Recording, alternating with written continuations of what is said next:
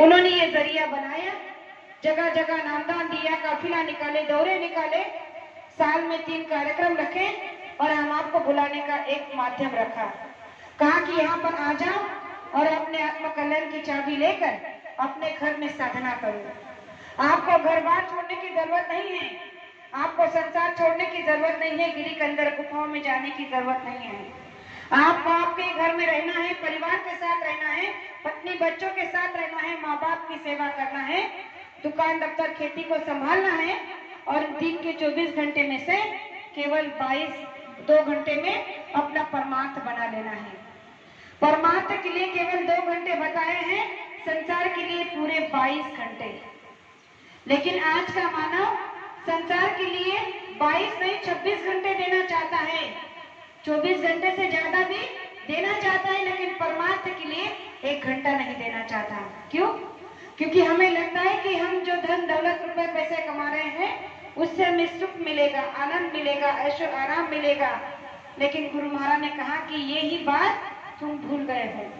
अरे ये तो तुमने हर जन्म में किया, जब भी पशु बने, पंछी बने, कीड़े मकोड़े बने, जानवर बने, आपने बच्चे पैदा किए, माँ बाप बने, बच्चे बने, संसार किया, लेकिन आपने परमार्थ कभी किया ही नहीं।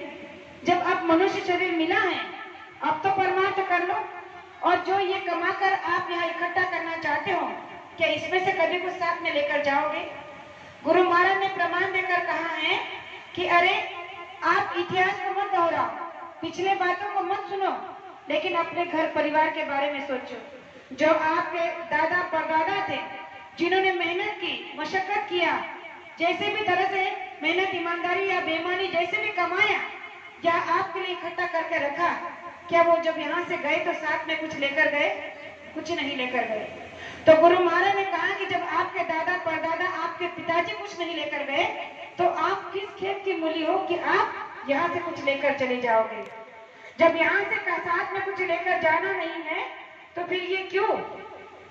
तो गुरु महाराज ने कहा कि उतना ही करो जितनी जरूरत है। इस शरीर के लिए क्या चाहिए? 2 समय का खाना, 2 समय का कपड़े, शरीर के लिए कपड़े और परिवार के लिए भरण पोषण के लिए जरूरत की चीजें। तो गुरु महाराज ने कहा कि वो तो तुम्हें मिल रहा है और उसके लिए तुम्हारा प्रारब्ध बना हुआ है, तुम्हारे प्रारब्ध में जो है वो तो तुम्हें मिलकर रहेगा, इसके लिए तुम्हें झटपटाने की जरूरत नहीं है, मेहनत बेईमानी करने की, चोरी करने की जरूरत नहीं है। लेकिन फिर भी आज हम संत महात्मा की बातों को सुनते नहीं हैं, उस पर गौर करते नहीं हैं, और इसलिए गुरु महाराज ने कहा कि आपको सत्संग में जाना चाहिए। सत्संग एक ऐसी ठंडक है जहां जाकर आप अपने जीवात्मा को जगाने का रास्ता ले सकते हो, आपके आत्मा को बल देने का एक रास्ता प्राप्त कर सकते हो।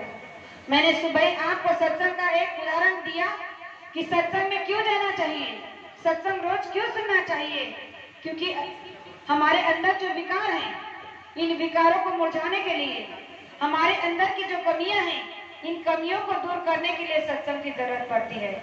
तो बाबा जय बुद्ध जी महाराज ने कहा कि जिस तरह से उस महात्मा ने उस कील पर हथौड़े मार मार कर उसे जमीन में इस तरह से पक्का गाड़ दिया कि उसे आसानी से कोई जानवर, पशु हिला नहीं सकता या उसे वहां से डिगा नहीं सकता, उस तरह से सत्संग में रोज रोज जाकर सत्संग के वचनों को सुनकर हमें अपने अंदर में एक ऐसी मजबूती को परम पक्का करना है कि संसार की कोई चीज, कोई बात हमें डिगा नहीं सके।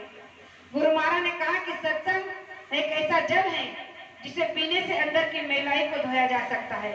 इसीलिए कहा जाता है कि सत्संग रूपी जल जो कोई पावे सब मैलाई कट कट जावे। सत्संग के जल का मतलब क्या है कि सत्संग में जो भी वक्ता यहाँ आकर